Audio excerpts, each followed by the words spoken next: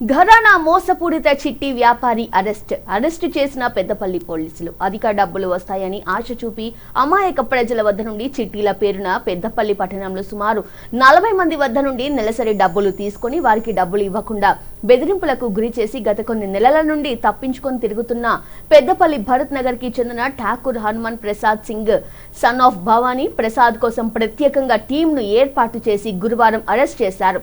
అనంతరం రిమాండ్కు తరలించారు. ఇంకా అతని బాధితులు ఎవరైనా ఉంటే పోలీస్ స్టేషన్ నందు సంప్రదించగలరు పెద్దపల్లి టౌన్ ఎస్ఐ లక్ష్మణరావు తెలిపారు.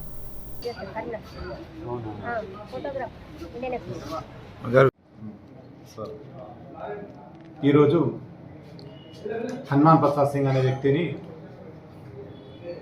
చిట్టీల కేసులో ఇల్లీగల్ చిట్టీలు నడుపుతూ స్థానిక పెద్దపల్లిలో 2 లక్షల నుంచి 9 లక్షల వరకు వివిధ రకాలుగా చిట్టీలు నడుపుతూ వాళ్ళందరినీ మోసం చేస్తూ పారిపోయిన దానిపైన లక్ష్మీ నరసింహస్వామి అనే వ్యక్తి ఇచ్చిన దరఖాస్తు పైన కేసు కట్టడం జరిగింది. దానిలో భాగంగా గత కొన్ని రోజులుగా అతని గురించి ఆరా తీయగా ఈరోజు అతన్ని హైదరాబాద్ పట్టుకొని అరెస్ట్ చేయడం జరిగింది. స్థానిక కోర్టులో కూడా అతన్ని ప్రొడ్యూస్ చేయడం జరుగుతుంది.